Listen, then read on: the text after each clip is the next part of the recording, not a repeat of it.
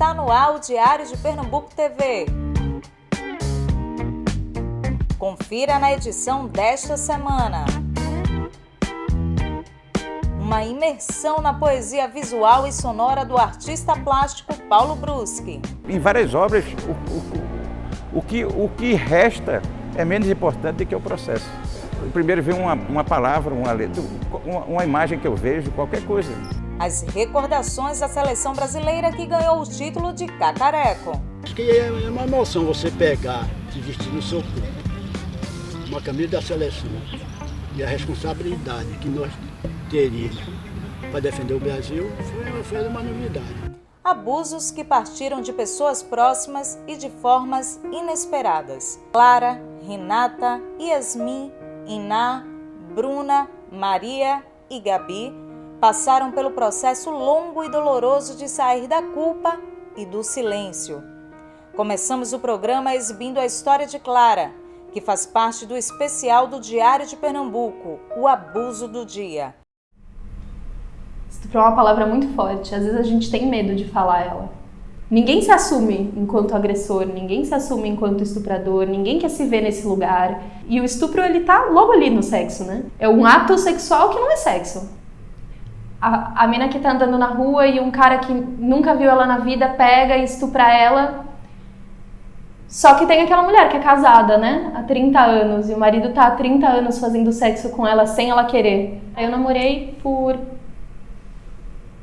Entre idas e vindas foi quase um ano. Um cara... Eu tinha 18, foi entre os 18 e 19 anos. Eu não lembro de acordar sem ele estar transando comigo.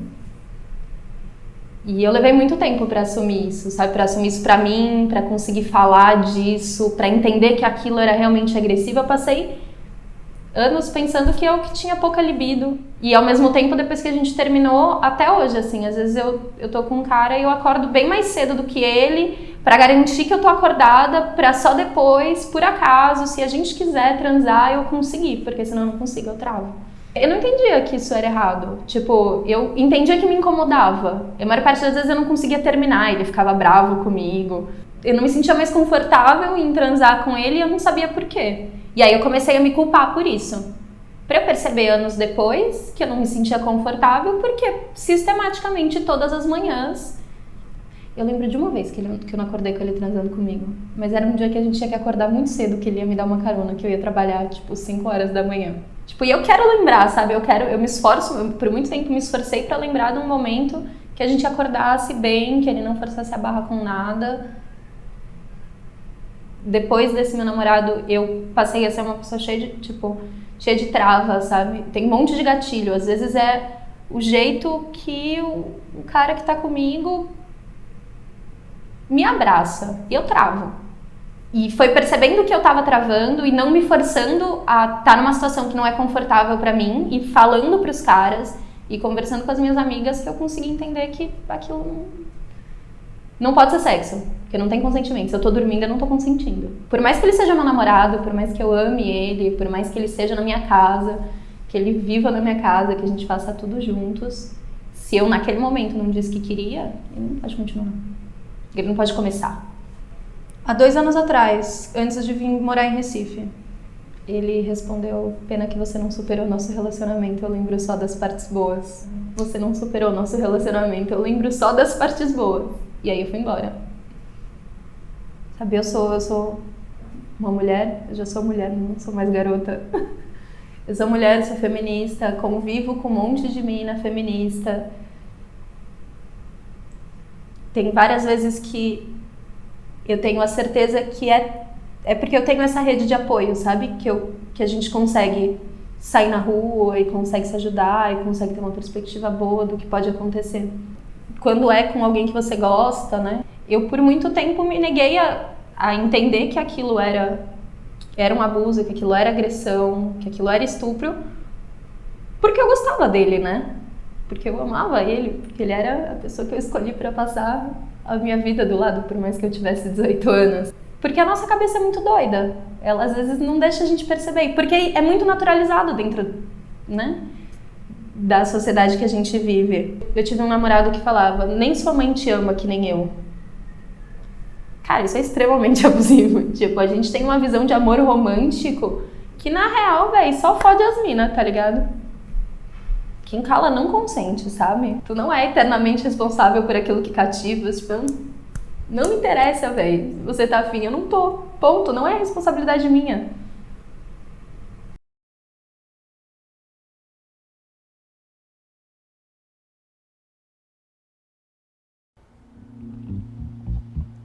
Cerca de 300 obras expostas na Caixa Cultural nos levam a uma viagem ao mundo poético, visual e sonoro de Paulo Bruschi.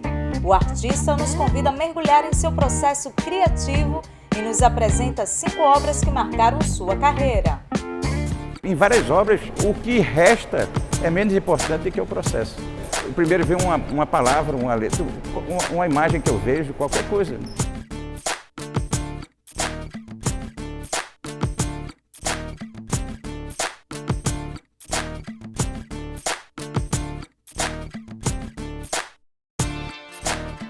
Entre os trabalhos da exposição, essa homenagem a Joaquim Cardoso eu acho representativo, porque pouca gente conhece a outra faceta de Joaquim Cardoso, além de calculista de toda Brasília, né? Ele trabalhou a vida toda com Oscar Niemeyer, além do grande poeta que ele foi. Mas aqui eu fiz essa homenagem a ele como artista gráfico, né? Porque pouca gente sabe que ele foi desenhista, né? E ele tem um poema, A Escultura Folheada, que é um livro conceitual, né? Isso antes dos anos 70, quer dizer, ele se antecipa a questão do livro de artista conceitual. Então esse trabalho eu tenho muito carinho e eu acho muito representativo na exposição por causa disso. Esse outro trabalho também para mim é muito significativo, porque ele foi feito especialmente para essa exposição. Chama-se O Jantar, né? E nele é uma instalação poética e eu faço homenagem a vários artistas. Fernando Pessoa, pelo palavrar, Tarsila do Amaral, ao dadaísmo, né? A Botticelli. Ele ali, por exemplo, é uma homenagem ao construtivismo russo, a Malevich e outros. Então, quer dizer, esse trabalho para mim também é um dos representativos, porque eu faço toda essa homenagem a esses artistas que tem uma certa importância na minha carreira e eu resolvi homenageá-los e fazer essa instalação, especialmente para essa exposição. Um outro trabalho que eu gosto muito são esses 2 desenhos aqui. Essa aqui é uma técnica mista, esse é um desenho que eu fiz num voo de Phoenix, nos Estados Unidos, para Dallas. E ele chama-se Kandinsky, que é uma homenagem a meu cachorro Ted e a Kandinsky. Kandinsky, porque esse cachorro conviveu comigo, morreu no dia da abertura da minha exposição. E esse aqui também foi feito para ele, né, há muito tempo, porque durante 15 anos foi o período que ele viveu, me deu muita alegria, muito companheirismo, não só a mim, mas a toda a minha família. Quer dizer, e a gente tinha um amor profundo. Quando ele morreu, né, eu entrei, inclusive, numa depressão e senti muito, né, a falta dele no convívio, não só meu, mas como toda a minha família. Quando cheguei em casa, ele levantou-se, eu peguei ele morreu. Ele estava esperando eu chegar, incrível. O quarto trabalho, que eu tenho uma preferência também por ser inédito, né, eu lancei no Museu de Arte Moderna Luiz Magalhães no ano passado, que é uma série de poemas espelhados, e eu recriei outros para aqui. Esse aqui, por exemplo, é cópia com forma original, e não conforme. Com forma de forma, né, e com forma do verbo conformar. Esse aqui eu faço o que não existe, que é uma ideia que me veio quando eu estava trabalhando no ateliê. Então, eu faço o que não existe e deixo as pessoas aparecerem no próprio trabalho para refletirem mais. Esse aqui, poema em trânsito e em todas as feições. Esse aqui é o lugar onde mais para o espectador para fazer selfie, né? E esse aqui, vocês não veem o que eu vejo, que é exatamente a visão, pelo menos minha como artista, que eu tenho do cotidiano, onde eu apanho coisas pela rua, eu reintegro as coisas do lixo para a arte, né? Faço ela ter uma nova leitura, uma nova linguagem, né? Acho importante esse conjunto desses trabalhos de poema espelhado, porque tem esses vários sentidos, né? E faz com que as pessoas reflitam ao se verem, né, sobre a frase, ou com a frase. O quinto trabalho, né, que eu considero também um dos mais importantes na exposição, é esse conjunto, não só nessa parede, como 3 vitrines, abordando toda a minha produção de música visual, partituras, né, e poesia sonora experimental, que eu venho trabalhando desde os anos 70 até obras feitas recentes para essa exposição. Por exemplo, esse trabalho, Concerto Coracional, a 3M me mandou um equipamento, né, de medida das batidas do coração. Então eu fiz um concerto, eu mais cansado, eu com movimento mais lentos, e fui gravando, e depois eu superpus no computador e foi apresentado em São Paulo no Instituto Tomi Otaki.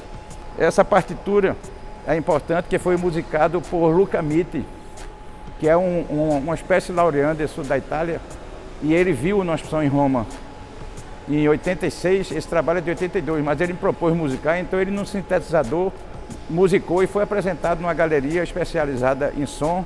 Foi lançado uma fita cassete que hoje é rara, foi 50 exemplares, e depois eu transformei no CD. E isso tudo vai ser reunido num box com um livro que vai ser lançado ainda esse ano.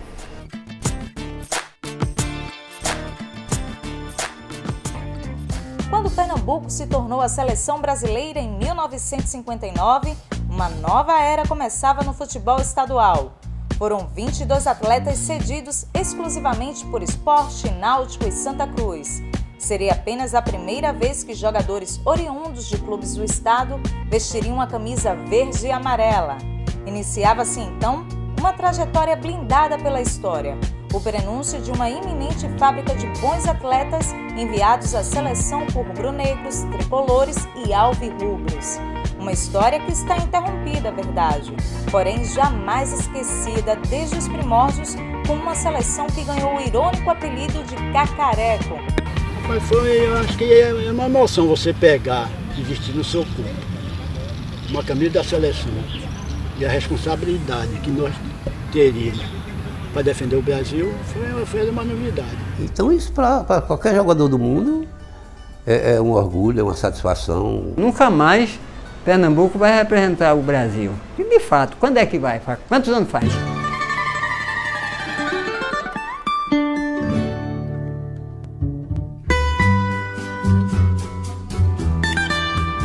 Em 1959, Rubem Moreira era o presidente da federação e ele era um homem que tinha prestígio lá na CBF. Ele tinha prestígio naquele tempo CBD. Então, resolveram dar a Pernambuco essa oportunidade de representar o Brasil nesse campeonato sul-americano extra. Por 2 razões. Primeiro, uma oportunidade para contemplar o estado, uma vez que já havia sido dada uma oportunidade à Bahia. A seleção baiana tinha representado o Brasil numa disputa com o Chile.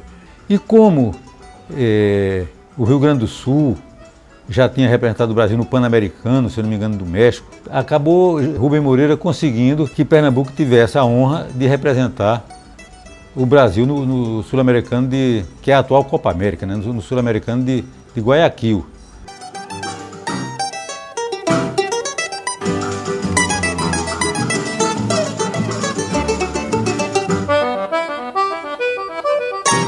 Então formou-se a seleção pernambucana e Rubem Moreira resolveu dar o comando, já com o beneplácito da CBD, a Gentil Cardoso. Gentil Cardoso era um técnico que tinha sido campeão em 59 pelo Santa Cruz. Ele largou o Santa Cruz, assim, logo em seguida que tinha conquistado o título, para tomar conta da seleção que foi para Guayaquil. Gentil veio da Marinha, já era militar. Já chegou com outra modalidade. Nós éramos jogadores de futebol e ele queria que a gente fosse militar. E ele tomou algumas providências que foram curiosas. Por exemplo, que exigiu que os jogadores aprendessem a cantar o hino. Aí tinha aquelas aulas de cantar o hino e tudo mais. Outra foi de cortar o cabelo com um modelo de corte de cabelo que tinha sido utilizado por um boxeador antigo, acho que dos anos 20, que era Jack Dempsey. Sargento de dia, oficial de dia. Todo dia tinha um jogador responsável por tudo que acontecesse na concentração. Qualquer coisa, o oficial de dia ia responder.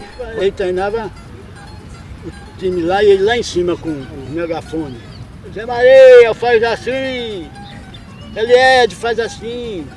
Ele ia dizendo como era a tática dele.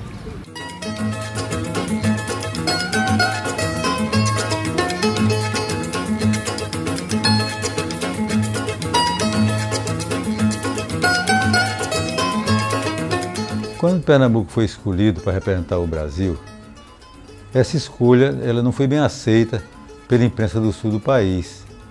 Sabe? E nessa época, no zoológico de São Paulo, tinha um rinoceronte que o nome dele era Cacareco. E de maneira, digamos assim, meio depreciativa, a imprensa começou a falar de Pernambuco como uma seleção cacareco, que era uma seleção que não representava, não tinha força para representar o Brasil no sul-americano. Tanto que a delegação, quando viajou, levou um rinoceronte de pelúcia, como símbolo dela, como mascote. Foi um nome dado pejorativamente e eles assumiram aquilo para ser o símbolo da torcida. Então Pernambuco assumiu aquele rinoceronte, o cacareco, como o símbolo da seleção.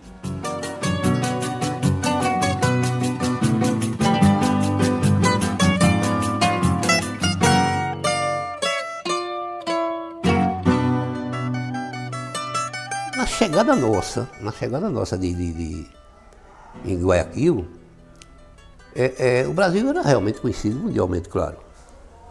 Tinha um zagueiro nosso chamado Servilho, que veio do Flamengo. E quando a gente deixou na todo mundo, Pelé, porque pensava que era a seleção brasileira que estava chegando lá no Equador. O hotel vivia muito cheio para conhecer os jogadores, né? E nós ficamos junto com a seleção do Uruguai. A gente fez amizade com os jogadores do Uruguai. E o clima lá era de festa. E foi muito bem feito esse sul-americano. E a seleção jogou 4 partidas, ganhou do Paraguai e do Equador, respectivamente por 3-2 e 3-1, e perdeu do Uruguai e da Argentina, que eram as seleções mais fortes. Pernambuco perdeu para as duas, e ficando com uma campanha razoável, mas que a própria imprensa do Sul considerou que a campanha tinha sido satisfatória. Quando nós voltamos, em Recife vendeu cacareco pra caramba. Os marreteiros na cidade vendendo cacareco. Porque os caras esperavam que a gente ia tomar goleada. Não tomamos goleada nenhuma, meu.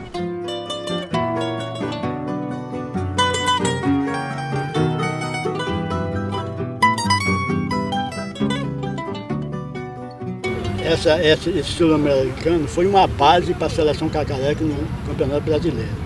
Então o time já estava entrosado. Praticamente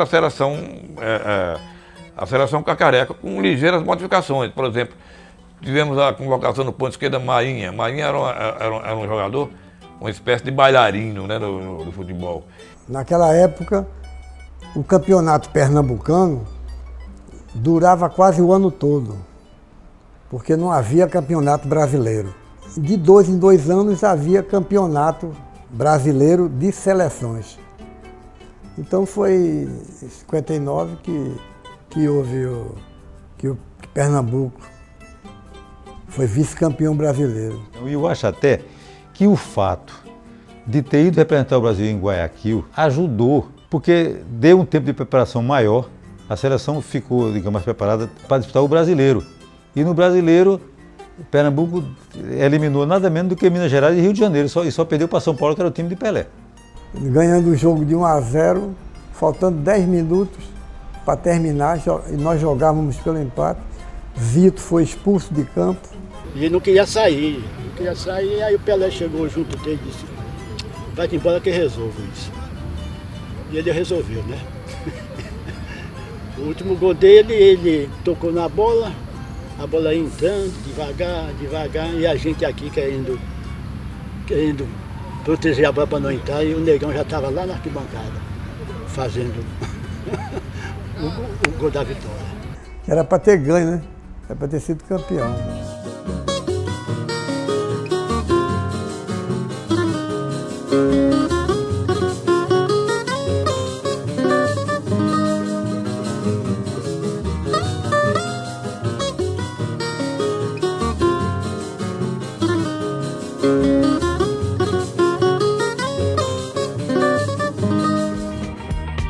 agora mais um Diário de Pernambuco TV. Temos encontro marcado na próxima semana. Até lá!